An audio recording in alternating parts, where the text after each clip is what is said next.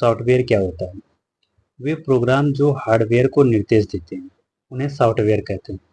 ठीक है, इसको हम सिंपल भाषा में समझते हैं। जैसे हमारा शरीर है, हमारे शरीर में हाथ है, पैर है, नाक है, मुंह है, ये सब क्या है? ये हमारा हार्डवेयर है। और हमारे शरीर के अंदर जो हमारी आत्मा है, हमारा मन है, ये है सॉफ्टवेयर।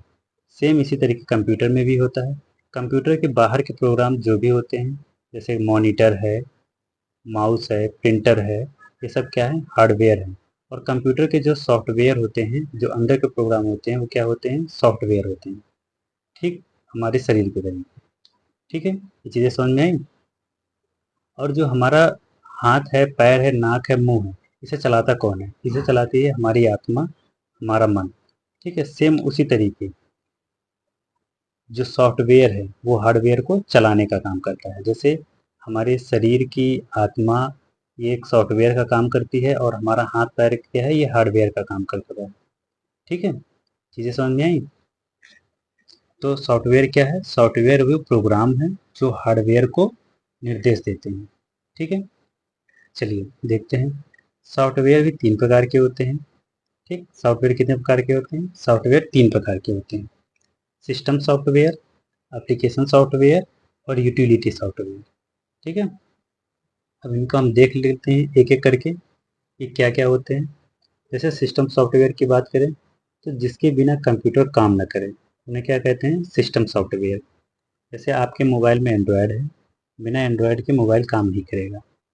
ठीक, इसी तरीके अगर कंप्यूटर में विंडो ना हो तो कंप्यूटर काम नहीं करेगा। तो ऐसे सॉफ्टवेयर को क्या बोलते हैं? सिस्टम सॉफ्टवेयर बोलते हैं। ठीक है, जैसे विंडोज़ हो गया, एम एस डॉस हो गया, यूनिक्स है, iOS है और एंड्रॉयड है। ठीक है, दूसरा है एप्लीकेशन सॉफ्टवेयर।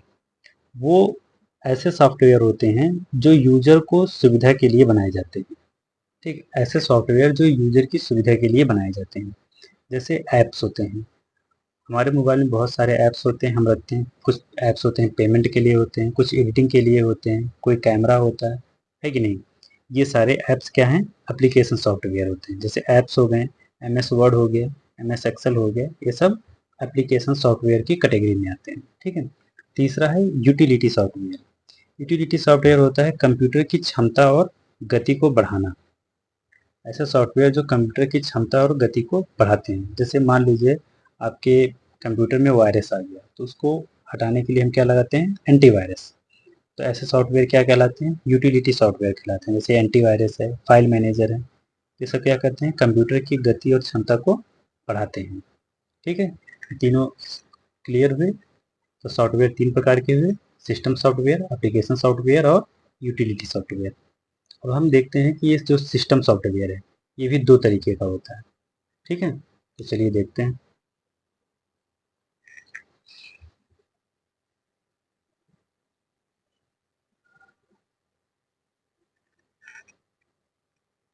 तो देखिए, सिस्टम सॉफ्टवेयर 2 तरीके का होता है। एक होता है ऑपरेटिंग सिस्टम, एक होता है ट्रांसलेटर। ठीक है, एक होता है ऑपरेटिंग सिस्टम और दूसरा क्या होता है? ट्रांसलेटर। तो ऑपरेटिंग सिस्टम क्या होते हैं? जैसे विंडोज़ है, यूनिक्स है, लाइनक्स है। ठीक है, ऑपरेटिंग सिस्टम क्या होते हैं? यूजर और कंप्यूटर के मध्य की कड़ी होते हैं। यानी कि किसी यूजर को, जैसे आपको कंप्यूटर पे काम करना है, तो अगर उस सिस्टम में ऑपरेटिंग सिस्टम पड़ा हुआ है तभी आप उस पर काम कर सकते हैं। ठीक है, तो ये जो ऑपरेटिंग सिस्टम है क्या काम करता है कि कंप्यूटर को और यूजर को, काम करने वाले को, एक दूसरे को आपस में जोड़ने का काम करता है।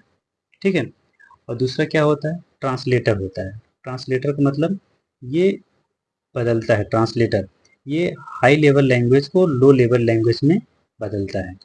यानी कि जैसे हम, मान लीजिए आप कंप्यूटर पे या अपने मोबाइल में कोई चीज़ सर्च करते हैं। जैसे आप सर्च करते हैं कि मुझे ताजमहल के बारे में बताओ, तो कंप्यूटर इस लैंग्वेज को नहीं समझता है, वो बाइनरी भाषा को समझता है।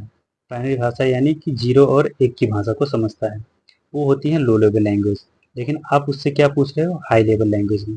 तो कंप्यूटर क्या करता है? पहले हाई लेवल लैंग्वेज को वो लो लेवल लैंग्वेज में बदलता है, फिर इस चीज़ को समझता है और उसको फिर प्रोसेस करता है, और प्रोसेस करने के बाद फिर से वो हाई लेवल लैंग्वेज में उसको बदलता है और आपको दिखाता है, वो इन्फॉर्मेशन देता है।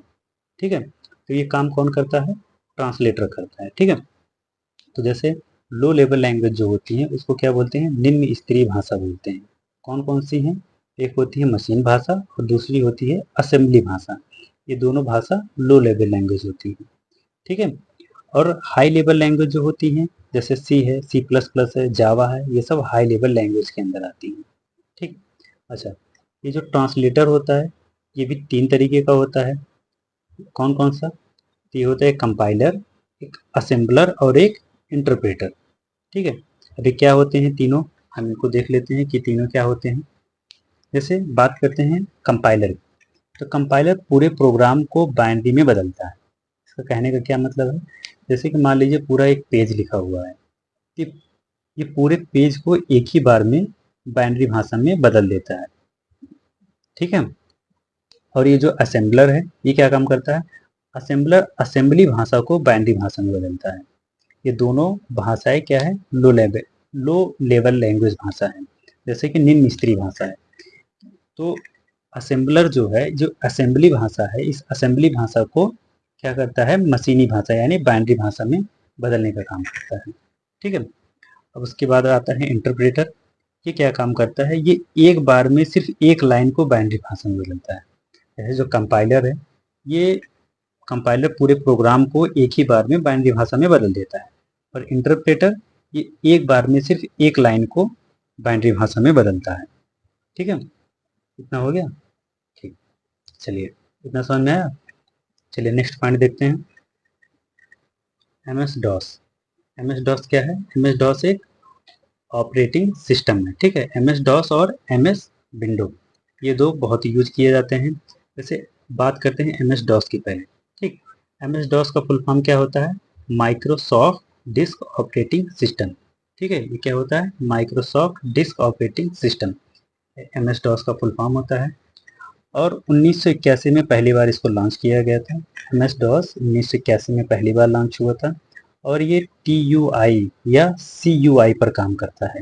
ये क्या होता है, TUI का मतलब होता है टेक्स्ट यूजर इंटरफेस या कैरेक्टर यूजर इंटरफेस, यानी कि ये सिर्फ टेक्स्ट पे काम करता है। जैसे कि आपने देखा होगा जो हैकर्स होते हैं या जो कोडिंग करते हैं, उनकी तो देखा होगा स्क्रीन काली होती है और उस पर वो कीबोर्ड से सिर्फ लिखते हैं कुछ ना कुछ, ठीक है। तो वो वाली स्क्रीन जो होती है उसको क्या बोलते हैं, MS डॉस बोलते हैं। तो उसमें क्या होता है, सिर्फ टेक्स्ट से, मतलब जो यूजर है वो सिर्फ वहाँ पे टेक्स्ट यूज कर सकता है, कोई इमेज या कोई फाइल नहीं यूज कर सकता है, ठीक है। और इसमें मल्टीमीडिया सपोर्ट नहीं होता है, ठीक। इसमें मल्टीमीडिया सपोर्ट नहीं करता है, माउस भी कार्य नहीं करता है, इसमें सिर्फ हम कीबोर्ड से काम कर सकते हैं। और एक बार में सिर्फ एक विंडो ओपन होती है, MS डॉस में सिर्फ एक बार में एक विंडो ओपन होती है, ठीक है। इतना समझ में आया। चलिए देख लेते हैं विंडो के बारे में। ये क्या है, MS विंडोज़। विंडोज़ के बारे में आप सुने होंगे, आप इस पे काम भी किए होंगे, जैसे विंडो 10 है, 12 है, ठीक है। तो विंडोज़ 1983 में पहली बार लॉन्च हुआ था। विंडोज़ 1983 में पहली बार लॉन्च हुआ था। और ये GUI पर काम करता है, यानी ग्राफिक यूजर इंटरफेस पे काम करता है, ठीक है। और इसमें मल्टीमीडिया को सपोर्ट करता है, यानी कि ये मल्टीमीडिया को सपोर्ट करता है। और इसमें माउस और कीबोर्ड दोनों के साथ काम कर सकते हैं। और एक से ज़्यादा विंडो ओपन कर सकते हैं, यानी कि आप यूट्यूब चलाते हुए भी आप प्रोग्राम कर सकते हैं, कुछ भी कर सकते हैं, ठीक है। बग, बग क्या होता है, तो सॉफ्टवेयर में गलती, यानी अगर सॉफ्टवेयर में कोई गलती है तो उसको क्या बोलते हैं, बग बोलते हैं। डीबगिंग क्या होता है, सॉफ्टवेयर में जो गलती है उस गलती को सुधारने को क्या बोलते हैं, डीबगिंग बोलते हैं। सॉफ्टवेयर में गलती सुधारना डीबगिंग कहलाता है। और पैच क्या होता है, गलती को सही करने वाला, यानी कि जिसने भी उस गलती को सही किया उसको क्या बोलते हैं, पैच बोलते हैं। यानी कि गलती, गलती को बग बोलते हैं, गलती को सही करना डिबगिंग, और सही करने वाला प्रोग्राम पैच कहलाता है, ठीक है। और इंस्टॉल क्या होता है, इंस्टॉल सॉफ्टवेयर को कंप्यूटर यानी कि हार्ड डिस्क में कॉपी करना ही इंस्टॉल कहलाता है, ठीक है। जब कोई प्रोग्राम होता है या कोई ऐप है, जैसे मान लीजिए आप कोई मोबाइल यूज़ कर रहे हैं, आप अपने मोबाइल में बहुत सारा ऐप क्या करते हैं, इंस्टॉल करते हैं, तो ठीक है। उसी तरीके कंप्यूटर में भी कोई सॉफ्टवेयर जब इंस्टॉल किया जाता है तो इसको क्या बोलते हैं, इंस्टॉल बोलते हैं। अनइंस्टॉल क्या होता है, सॉफ्टवेयर को कंप्यूटर से रिमूव करना या डिलीट करना, अनइंस्टॉल कहलाता है, ठीक है। चलिए इतना समझ में आया। अब बात करते हैं वायरस की। वायरस क्या होता है? वायरस एक द्वैतपूर्ण सॉफ्टवेयर होता है, ठीक है। जैसे अभी हमने समझा कि मान लीजिए हमारा शरीर है, हमारे शरीर में जो हाथ पैर हैं ये सब हैं, ये क्या हैं? ये हार्डवेयर हैं, और जो हमारा अंदर की आत्मा और मन है ये सॉफ्टवेयर हैं। तो जब हमारे शरीर में कोई वायरस घुसता है, मान लीजिए जैसे कि कोरोना हमारे शरीर में जब आया था, तो वो कोरोना हमारे शरीर में घुसने के बाद उसने हमें अंदर से इफेक्ट किया था, लोगों को कमजोर कर रहा था, ना कि लोगों के हाथ पैर काट रहा था। ये तो नहीं कर रहा था ना, कोरोना सिर्फ अंदर से लोगों को कमजोर कर रहा था, उनके हाथ पैर नहीं काट रहा था। तो इसी तरीके वायरस भी होता है। और वायरस क्या होता है? इसी तरीके कंप्यूटर का वायरस भी होता है। यह एक द्वैतपूर्ण सॉफ्टवेयर है। जब ये कंप्यूटर के अंदर जाता है तो ये हार्डवेयर को कोई नुकसान नहीं पहुंचाता है, ये सिर्फ सॉफ्टवेयर को अंदर ही अंदर नुकसान पहुंचाता है, ठीक है।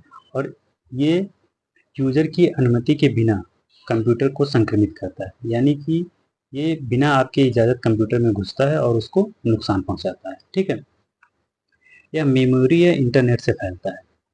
तो ये मेमोरी से भी फैलता है और इंटरनेट से भी फैलता है। इंटरनेट से फैलता है, आपने कोई साइट्स ओपन की, हो सकता है उससे आपके कंप्यूटर या आपके फ़ोन में आ जाए।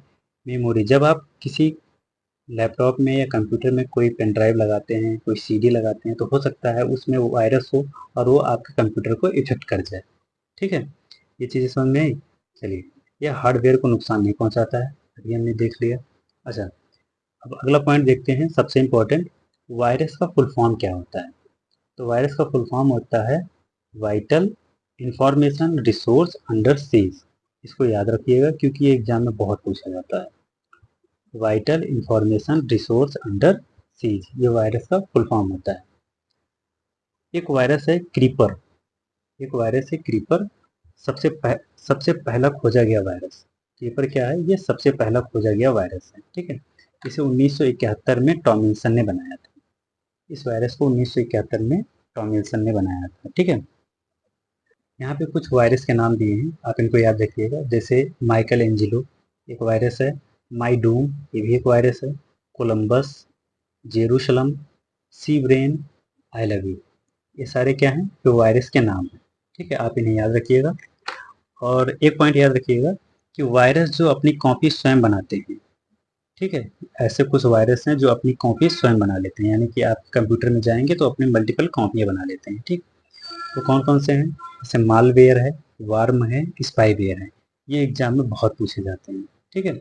और अगला पॉइंट है वायरस जो अपनी कॉपी स्वयं नहीं बनाते हैं, ठीक।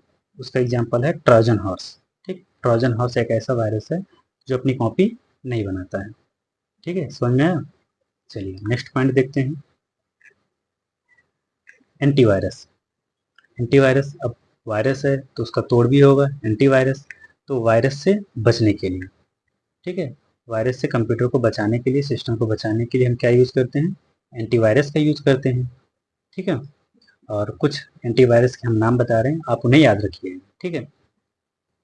MCAFE एक एंटीवायरस है, कैस्पर इसका एक एंटीवायरस है, एवेस्ट है, AVG है, नॉर्टन है, 360 सिक्योरिटी है और क्लीन मास्टर है।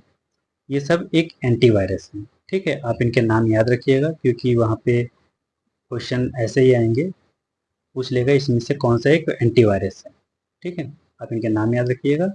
और फिर आज की क्लास यहीं ख़त्म करते हैं, ठीक है। अगर वीडियो अच्छी लगी हो तो वीडियो को लाइक करिएगा, चैनल को सब्सक्राइब करिएगा और ज़्यादा से ज़्यादा लोगों तक शेयर करिएगा जो भी लेखपाल की तैयारी कर रहे हैं, ठीक है। और इसकी अगली वीडियो आपको कल मिलेगी इसी चैनल पर, ठीक है। Thank you.